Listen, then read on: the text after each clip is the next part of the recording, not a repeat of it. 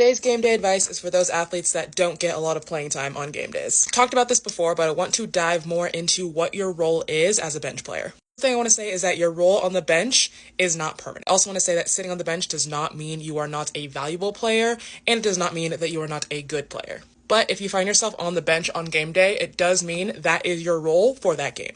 And I've talked about this before, but I want to dive a little bit more into what that means when it comes to what your role is and what your responsibilities are. Because just because you're sitting on the bench does not mean that you still do not play a vital role in the success of your team. Number one thing is you have to stay engaged. The last thing you want to happen is you're not paying attention to what's going on in the game and your coach asks you to go in and you have no idea what's going on. You need to be actively engaged in what plays are happening on the court. Not only for yourself, but also to help your team out. Because as somebody that's sitting on the bench, you have a unique perspective on what's going on during the game. You have an outside-in perspective. You may be able to see what the players on the court cannot. So staying engaged means not having side conversations. It means not chit-chatting with other players on the bench. It means you are actively watching what is going on in the game. Another thing is to really pay attention to what is going on in your specific position. If you're a setter, you need to be watching what is working for your setter and what isn't. So we'll be watching the other setter and see what they're doing and see if you can help out your setter. DS or libero, look at where the other team is hitting to and how we might be able to adjust our defense.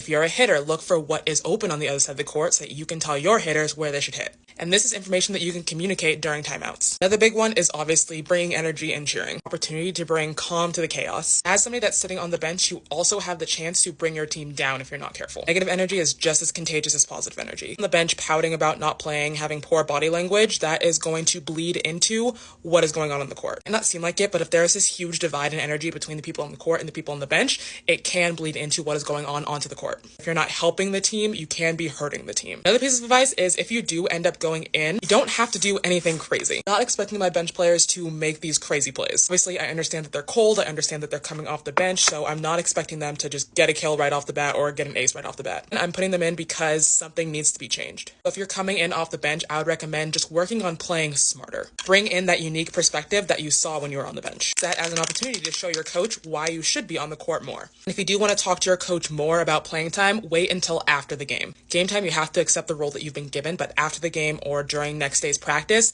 that's when you can talk to your coach about what you can do in order to get more playing time. Hopefully this helps, and let me know if you have any questions.